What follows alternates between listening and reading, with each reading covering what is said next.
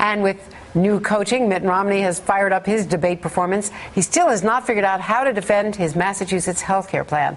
Opening up to this new attack from Rick Santorum.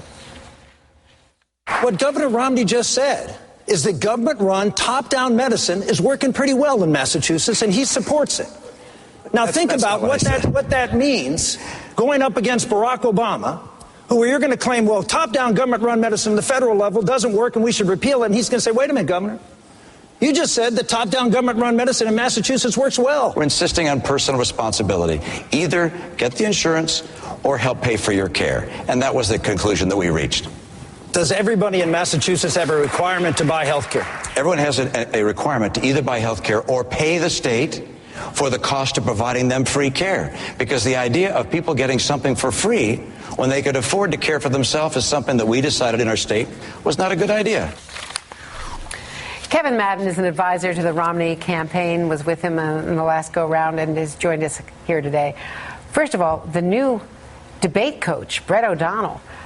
This is a different Mitt Romney. This is Mitt Romney really taking it to Newt Gingrich and showing that he's ready to go mano a mano. Well, I think the governor was very aggressive in drawing the contrast. I don't give credit to staff. I think that every organization... That was Brett O'Donnell in the background there with the previous candidate that he coached, who was Michelle Bachmann. Yeah. Well, look, I think every organization is a reflection of the principle, and I think that the reason this campaign is doing very well in Florida is because of the governor, and I think the reason he did very well in that debate was because he crystallized the arguments between him and Newt Gingrich about who do we want as our nominee and who's best positioned to beat President Obama in a general election.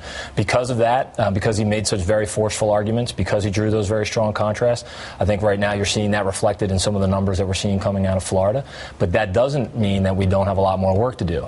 It's only Friday. The votes are still on Tuesday. So Governor Romney's working very hard to make sure he continues to carry that message. And one of the problems, one of the challenges you now face is from the Hispanic leaders. Each side has their own contingent of Hispanic endorsers. So we're not going to get into, who has more endorsers. But you've got this letter today from Hispanic leaders who are challenging Mitt Romney because of his position on immigration. They write, our purpose here is to advise you that those of us who have stood by you are now withdrawing our backing in favor of Newt Gingrich. We've come to our decision based on our belief that your support of the Hispanic community is not a clear representation of what we need. Mr. Romney, without an open dialogue with us, you are unable to understand issues important to the Latino community. Due to this absence, we are unable to support you. I, of course, respectfully disagree with the people who signed that letter. I think Governor Romney has been very focused on, when he talks to the Hispanic community, talking about the economic empowerment, talking about the future, talking about what his presidency would look like and how it would help folks up and down the... But Newt Gingrich has a far more moderate approach to immigration crackdowns than does Mitt Romney on the DREAM Act and on empowering those, for instance, in the military to get in line and try to get citizenship. Well, I think when debate moderators and questioners during the course of this campaign are not focused on trying to get Republicans to fight on each other on this issue, I think Governor Romney has emerged as a very strong voice on the issue of immigration modernization. With that, by that I mean that he has talked very directly about what we're going to do to invite more immigration, legal immigration, how that's important for our economy, how many folks who aspire to be Americans are coming here because they're seeking work. They come here with great skills. So when he's talked about that, for example, he said, when we have somebody who comes here and gets a degree, we ought to staple a green card to that degree. That is really resonating with a lot of voters who care about that particular issue. So I disagree with the signers of that particular letter, and I think that Governor Romney is going to get a great deal of support from many Hispanics that are living in Florida who are going to be voting on Tuesday. Doesn't Mitt Romney have to come up with a better way of handling the whole question of blind trusts and trustee?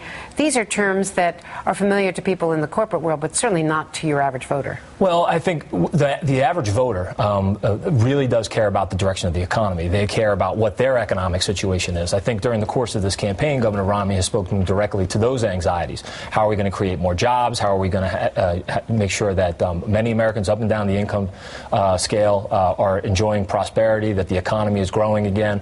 I think what happens is there are very, very technical terms here in explaining some of the disclosures that are required of a presidential candidate, and that's always unfortunate. But he's dealt very directly with that when he's been asked about it, and then moved on and talked about what he would do to help grow the economy, what he's going to do to help voters in their economic situation. Are you a little frustrated that in our NBC News Wall Street Journal poll nationally that 63% favor Newt Gingrich over Mitt Romney in terms of who could better handle the economy? Look, I think what you have to remember about polls, I always keep this in mind, is that polls are, and public opinion is not an event, it's a process.